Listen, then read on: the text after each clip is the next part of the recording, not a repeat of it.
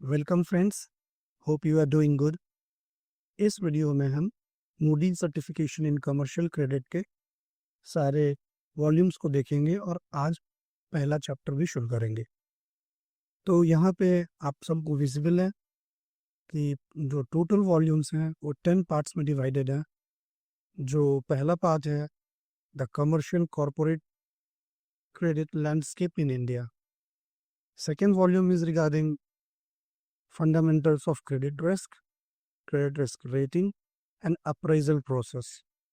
Third volume जो है account issues in financial statements for bankers. Fourth, industry and banking risk assessment. Fifth, management and risk assessment. Sixth, financial risk assessment. Seventh है assessing fund based and non fund based credit. Eighth is structure, securities and risk mitigation assessment. Ninth, the credit decision and effective credit monitoring.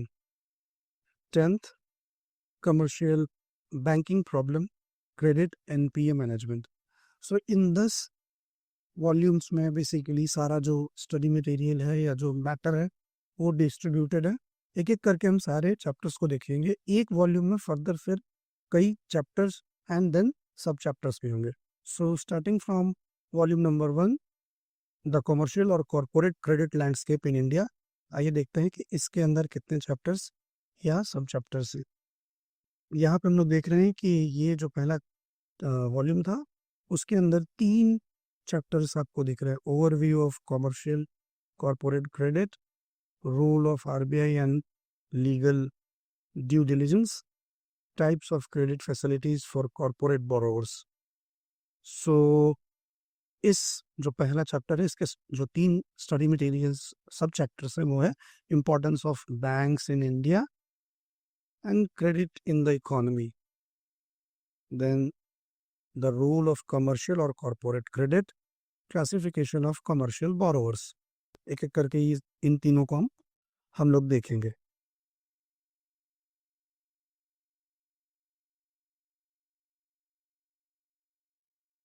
The role of commercial corporate credit.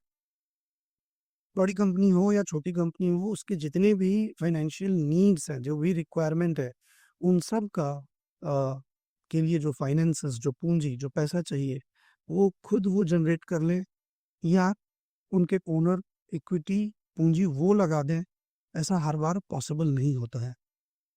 तो उनको अपने expansion और day to day routine expenses के लिए कई बार dates लेने पड़ते हैं।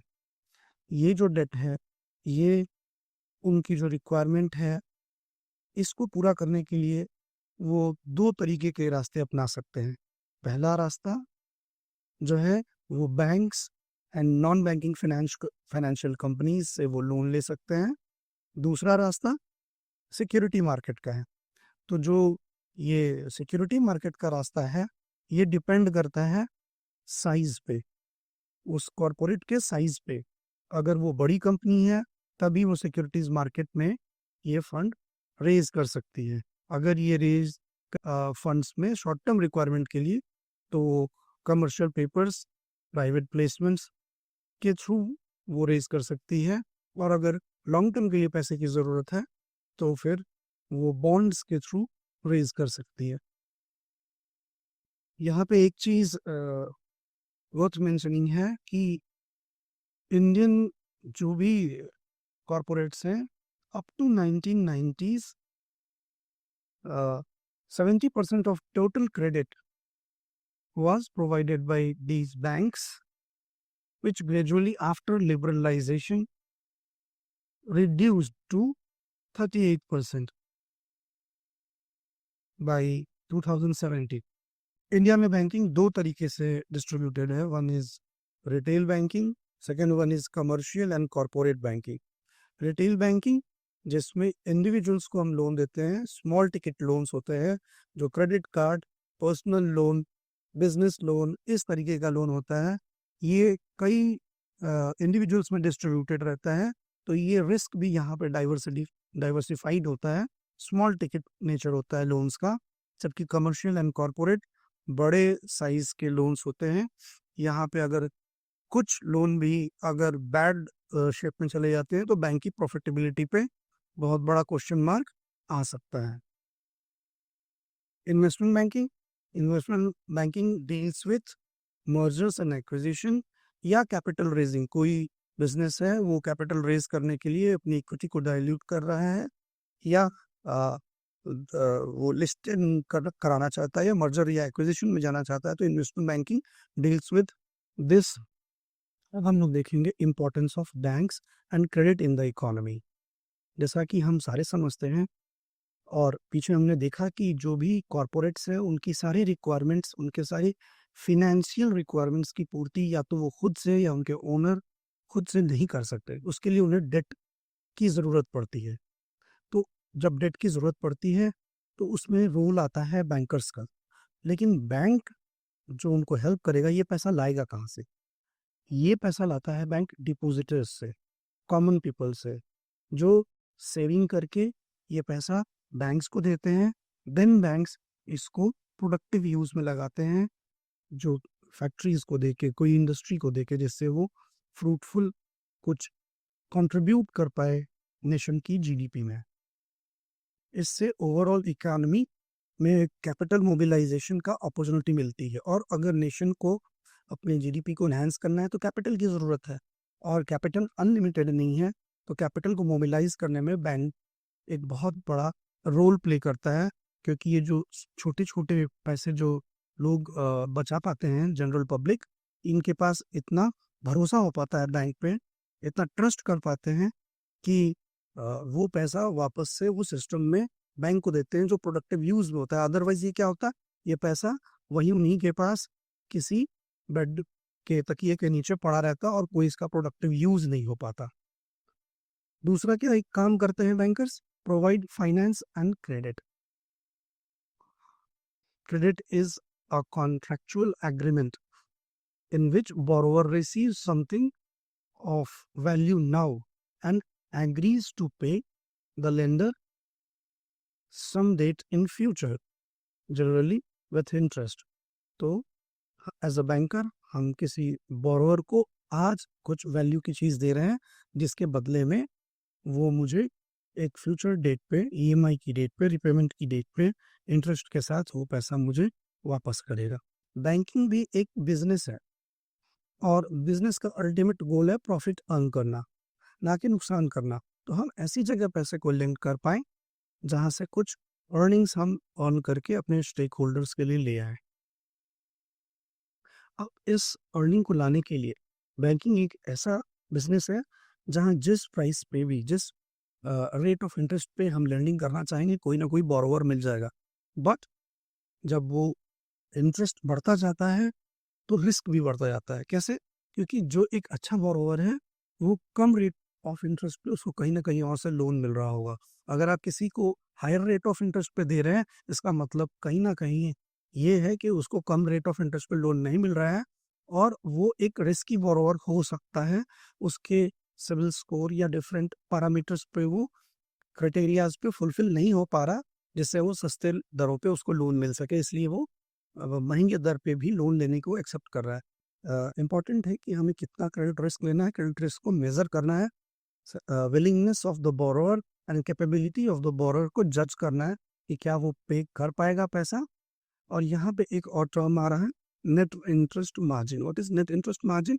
जो डिपॉजिटर्स को हम पैसा पे कर रहे हैं, कोई डिपॉजिटर है उसने 1 लाख रुपए मुझे दिया, अगर मुझे 1 साल बाद उसको ये इस पे जो ब्याज बनता है, सपोज 5% या 4% मुझे उसे देना है, तो इस 1 लाख रुपए को मुझे फर्दर जब मैं लेंड करूंगा, सपोज मैंने इसको लेंड किया 10% पे और मुझे कस्टमर को वापस से, डिपॉजिटर को वापस से 5% देना है, तो जो डिफरेंस है रेट ऑफ इंटरेस्ट में लेंडिंग के और बोरोइंग के, 5% का ये जो डिफरेंस है, यही difference is called net interest margin. आगे हम लोग देखते हैं, some borrowers will have problem in difficulty in repaying the loans at some point of time. अगर वो लोन टाइमली रीपे नहीं कर पाता है, तो ऐसे लोन को हम क्या कहते हैं? ऐसे लोन को हम कहते हैं एनपीएस। और एनपीए को चेक में रखना, लिमिट में रखना बहुत इंपॉर्टेंट है, अदरवाइज ये बैंक के ओवरऑल हेल्थ के लिए अच्छा नहीं होता।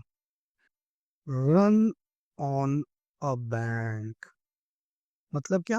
कि अगर हमने लेंडिंग किया और लेंडिंग के दरमियान हम कुछ एनपीएस हमारे यहाँ ज़्यादा हो गए, तो जो डिपॉजिटर्स हैं वो उनमें एक पैनिक हो सकता है कि ये जो बैंक है ये सेफ बैंक नहीं है, और वो अपने डिपॉजिटेड अमाउंट को वापस लेने के लिए बैंक के पास पहुंच जाएंगे बहुत तेजी से, और जिसको हम एक रन ऑन अ बैंक बोलते हैं। हम लोग देखेंगे क्लासिफिकेशन ऑफ कॉमर्शियल बोरोवर्स। कितने तरीके के कॉमर्शियल बोरोवर्स हैं, उसको कैसे डिवाइड किया गया है।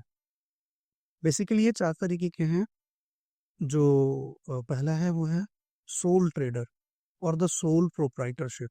Second one is partnership. Third type is limited liability partnership. And the fourth company या कॉरपोरेशन। कस्टमर से किस तरीके, किस बोरोवर से किस तरीके के डॉक्यूमेंट्स को डिमांड करना है, इसके लिए ये बहुत ज़रूरी है कि हम उसके कॉरपोरेट स्ट्रक्चर को या किस तरीके की लीगल एंटिटी है वो, इस चीज़ को समझ पाए। आइए इस चीज़ को हम लोग देखते हैं एक एक करके। पहला, सोल प्रोप्राइटरशिप क्या होता है? ये बहुत आसानी से बन जाता है। जो नॉर्मल बिजनेसेस, एक सिंगल पर्सन जब कोई एक बिजनेस करना शुरू करेगा, तो इस बिजनेस को सोल प्रोप्राइटरशिप, सिंगल ओनर बिजनेसशिप ही बोलते हैं। ऐसे किसी बिजनेस को लोन दिया है तो वो बिजनेस या वो पर्सन जो उसका ओनर है, वो दो अलग अलग एंटिटी नहीं है, दोनों वन एंड सेम है। जो बिजनेस को हमने लोन दिया है, इसको पूरी तरीके से उसके ओनर को ही पे करना पड़ेगा। वो ये नहीं कह सकता कि बिजनेस अलग है, मैं अलग हूँ, अगर बिजनेस में पैसा डूब गया तो मैं लोन की भरपाई नहीं कर पाऊंगा। और जब वो सेम एंटिटी है तो इन दोनों के लिए पैन नंबर भी सेम रहता है। जो ओनर का पैन नंबर है वही बिजनेस का भी पैन नंबर होगा। Now coming to partnership. Partnership क्या है? थोड़ा प्रोप्राइटरशिप से कॉम्प्लेक्स, मगर पार्टनरशिप इज नथिंग बट जब couple of people or group of people come together to carry out a business, and it is called partnership। जब कुछ लोग मिलके आए, लिखित या वर्बल कोई एग्रीमेंट किया कि हम इस तरीके से प्रॉफिट या नुकसान को बियर करेंगे सब मिलके, और बिजनेस शुरू किया, तो ये एक पार्टनरशिप फॉर्म है। इंडिया में ज़रूरी नहीं है कि कोई पार्टनरशिप फॉर्म रजिस्टर्ड ही हो, लेकिन as a business analyst, as a credit analyst, हम लोग चाहते हैं कि वो जो पार्टनरशिप फॉर्म है रजिस्टर्ड हो जाए। क्यों? क्योंकि अगर वो पार्टनरशिप फॉर्म रजिस्टर्ड होगा तो कभी किसी लिटिगेशन में आगे चल के ज़रूरत पड़ी तो ये रिक्वायरमेंट है कि पार्टनरशिप फॉर्म अगर एक रजिस्टर्ड एंटिटी है तभी वो किसी और पर्सन या एंटिटी को कोर्ट में सू कर सकता है, अदरवाइज वो किसी को कोर्ट में सू नहीं कर सकता। इसलिए अगर पार्टनरशिप एंटिटी को रजिस्टर करा लें तो that is better. Partnership act 1932 का भी पुराना एक्ट है, इसके थ्रू ही ये गवर्न होता है। और एक पार्टनरशिप में मैक्सिमम कितने पार्टनर्स हो सकते हैं? 100 partner maximum can be there in a partnership form. Now coming to limited liability partnership. ये क्या है? ये एक हाइब्रिड ऑर्गेनाइजेशन है। हाइब्रिड ऑर्गेनाइजेशन मतलब बेस्ट ऑफ पार्टनरशिप फॉर्म, जिसमें कि कई लोग मिलके एक पार्टनरशिप फॉर्म बना ले रहे हैं, एंड अ कंपनी। कंपनी में क्या है? एक लिमिटेड लाइबिलिटी होती है, और कंपनी में लेकिन बहुत ज़्यादा गवर्नेंस और रिपोर्टिंग इशू होते हैं। तो लिमिटेड लाइबिलिटी पार्टनरशिप में आपकी जो रिपोर्टिंग की रिक्वायरमेंट है वो कम होगी, तो वो वहाँ से एडवांटेज होगा, और ये लाइबिलिटी भी लिमिटेड हो जाएगी। लाइबिलिटी के लिमिटेड होने का क्या मतलब है, हम लोग आगे चल के देखते हैं। और यहाँ पे आपने ये समझना है कि एक हाइब्रिड ऑर्गेनाइजेशन है जो पार्टनरशिप और कंपनी दोनों के दोनों के कैरेक्टर्स को पोजेस करता है। Societies and charitable trust. Societies registration act 1860 के तहत सोसाइटी को रजिस्टर होना होता है। सोसाइटीज के सब रजिस्ट्रार के पास वो रजिस्टर हो जाएगा। सोसाइटी किस चीज़ के लिए फॉर्म की जाती हैं? बेसिकली 4 तरीके के से सोसाइटीज़ होते हैं। एक, रिलीफ ऑफ पॉवर्टी, उसका उद्देश्य होगा, या एजुकेशन के लिए सोसाइटीज़, एडवांसमेंट ऑफ रिलीजन, धर्म की प्रचार की सोसाइटीज़, और चौथा, जो इनमें से कोई नहीं है, वो चौथा प्रकार। तो 4 तरीके की सोसाइटीज़ हैं। स्पेशल बात ये है कि नॉन फॉर प्रॉफिट एक्टिविटीज़ में इन्वॉल्व होती हैं। इनको हम लेंडिंग कर सकते हैं इनके बायलॉज या मेमोरेंडम ऑफ एसोसिएशन को देखने के बाद। सोसाइटी रूल्स, बायलॉज, परमिट अगर करते हैं तो फिर उस सोसाइटी को हम लेंड कर सकते हैं, चाहे सोसाइटी हो या चैरिटेबल ट्रस्ट हो कोई, दोनों के लिए ये चीज़ आएगा। पर्पस क्या था सोसाइटी को, उस पर्पस को सॉल्व करता है क्या हमारी लैंडिंग? पर्पस कुछ और है और लैंडिंग हम किसी और चीज़ के लिए कर रहे हैं, तो ऐसा हम नहीं कर सकते। सोसाइटी या ट्रस्ट का जो पर्पस है कहीं ना कहीं उसको असिस्ट करता हुआ होना चाहिए हमारी लैंडिंग का पर्पस भी। और उसके बाईलॉज में ये मेंशन होना चाहिए कि सोसाइटी बोरो कर सकती है फ्रॉम अ बैंक, और ये भी मेंशन होना चाहिए कि जब वो सोसाइटी बैंक से बोरो करेगी तो साइनिंग अथॉरिटी कौन होगा, ट्रस्ट या सोसाइटी की तरफ से कौन डॉक्यूमेंटेशन में साइन करेगा। The same goes with charitable trust also. Trust also form for charitable activities, और ये स्टेट लॉज से गवर्न होता है।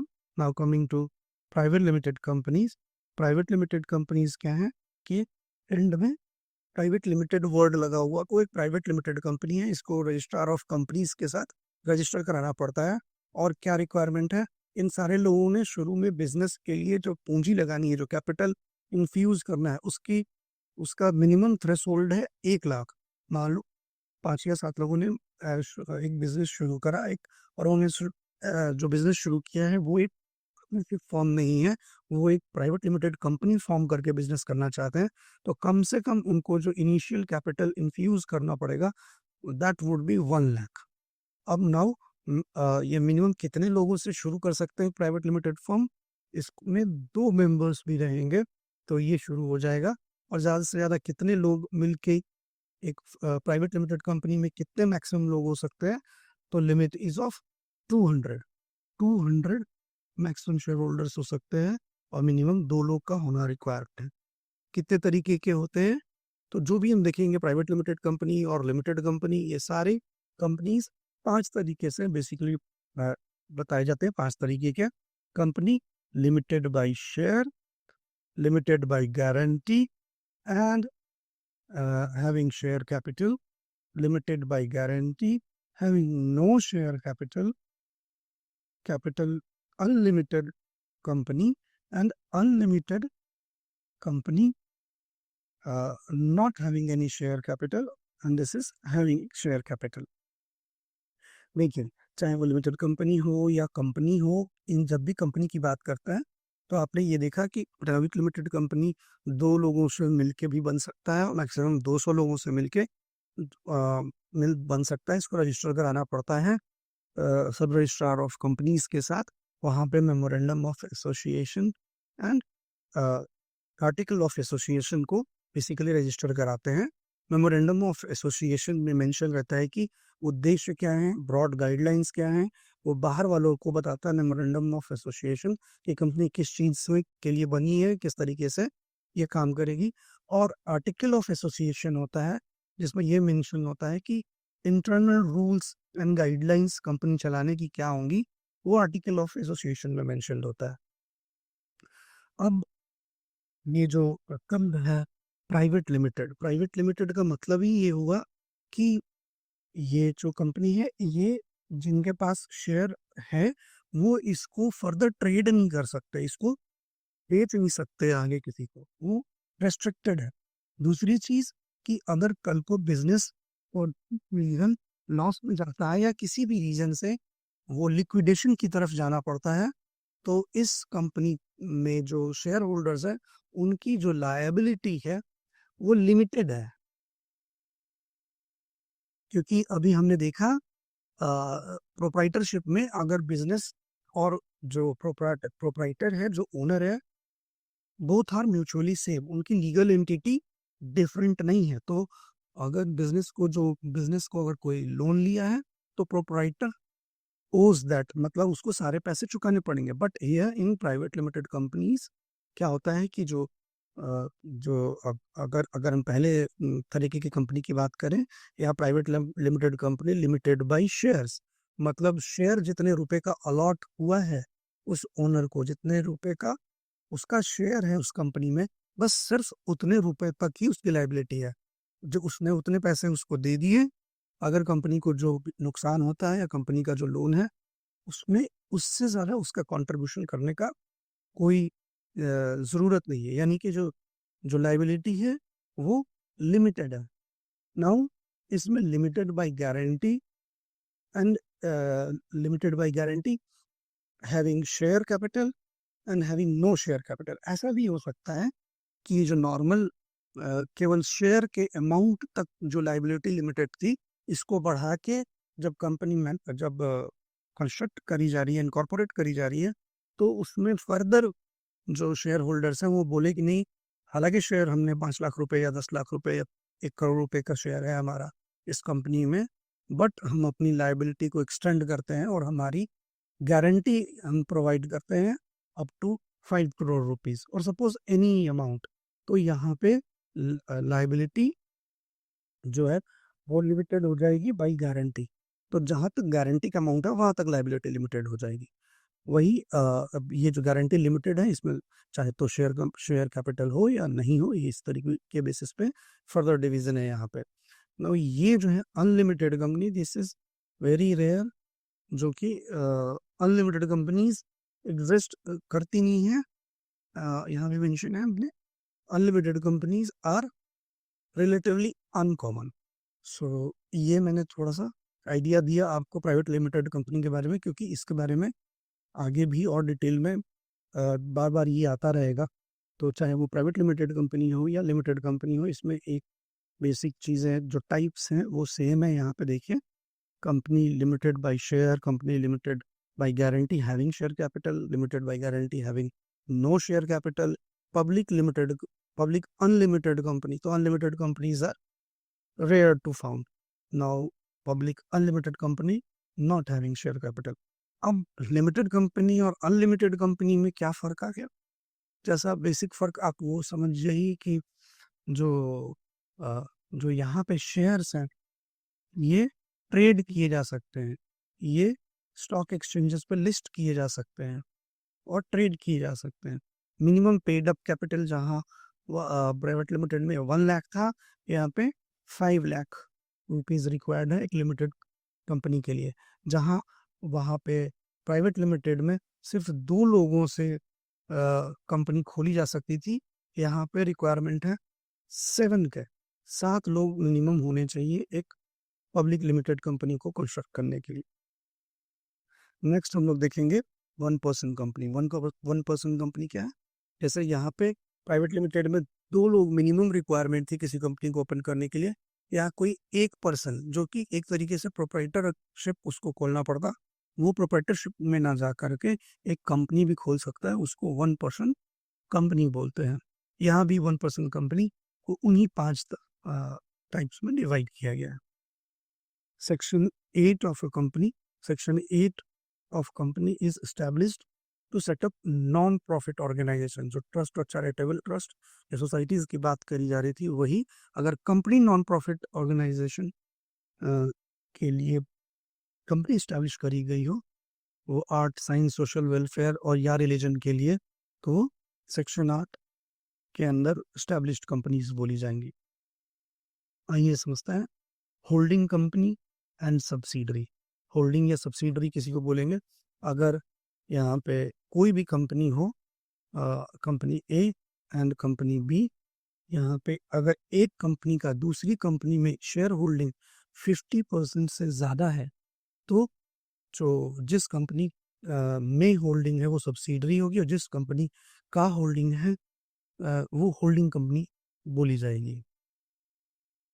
एसोसिएट, एसोसिएट कंपनीज कब हम कहते हैं, या ऐसा क्या रिक्वायरमेंट है? सपोज करिए कि आप एक किसी एसोसिएट कंपनी को लोन दे रहे हैं, तो उसमें ज़रूरी होता है कि सिर्फ उस कंपनी को लोन देते वक्त उसका एनालिसिस या उसका असेसमेंट ना करें, क्योंकि वो एक बड़ी कंपनी, उसकी एक एसोसिएट कंपनी भी है, तो उसका भी हमें फाइनेंशियल हेल्थ देखना पड़ेगा, क्योंकि इवेंचुअली अगर प्रॉब्लम आती है बड़ी कंपनी में तो छोटी कंपनी में भी ऑटोमेटिकली फंड्स की प्रॉब्लम आ सकती है। सो एसोसिएट कंपनी किनको कहेंगे कि अगर का एक कंपनी और दूसरी कंपनी में एटलीस्ट 20% की शेयर होल्डिंग हो, कॉमन शेयर होल्डिंग हो, अगर एक कंपनी के जो मेन प्रोमोटर्स हैं उन्हीं की शेयर होल्डिंग दूसरी कंपनी में भी 20% से ज़्यादा हो, तो ये कहीं ना कहीं एसोसिएट कंपनी है। ये शेयर होल्डिंग की ही बात नहीं है, अगर कंट्रोल मेन जो प्रोमोटर्स हैं उनकी होल्डिंग कम भी है मगर main promoter decision makers common है, तो वो एक एसोसिएट कंपनी ही बोली जाएगी। जॉइंट वेंचर स्पेशली तब इंट्रोड्यूस हुआ था जब बाहर की कंपनीज को इंडिया में बिजनेस करना अलाउ नहीं था और उनको यहाँ की लोकल कंपनीज, लोकल एक्सपर्टीज वाली कंपनीज के साथ एग्रीमेंट करके, टाई अप करके देन वो बिजनेस करते थे, तो वो उन दोनों का कोलैबोरेशन होता था जिसको हम एक जॉइंट वेंचर कंपनीज बोलते हैं। नाउ फॉरेन कंपनीज मतलब बाहर की कंपनी, और इन कंपनी को इंडिया में इन्वेस्टमेंट करने के लिए अलाउ किया जाता है फॉरेन डायरेक्ट इन्वेस्टमेंट के तहत। जो वो बिजनेस कर सकते हैं, वो कंपनीज अगर आके यहाँ बिजनेस करती हैं तो उन्हें फॉरेन कंपनीज बोलेंगे। उनके ब्रांच एस्टैब्लिश किए जा सकते हैं जो अलाउड होंगे रिजर्व बैंक ऑफ इंडिया द्वारा। उनके लाइसेंसिंग ऑफिस या रिप्रेजेंटेटिव ऑफिस भी यहाँ ओपन किए जा सकते हैं, या प्रोजेक्ट अगर कोई चल रहा हो तो प्रोजेक्ट ऑफिस भी किए जा सकते हैं। Now limited by shares, unlimited by guarantee, ये मैंने आपको समझाया कि जो लिमिटेड बाय शेयर्स मतलब liability is limited up to the amount जो कि शेयर अलॉट करते वक्त तक पे किया था शेयर ओनर ने। नाउ गारंटी कि वो अमाउंट जो फिक्स कर दी गई है, अनलिमिटेड मतलब liability is unlimited. So this was all in first video, hope you like it. अगर आपको इसमें कुछ इम्प्रूवमेंट चाहिए या आपने पसंद किया तो प्लीज़ कमेंट करिए, we will look to address that. Thank you very much, looking forward to second videos. Thank you very much.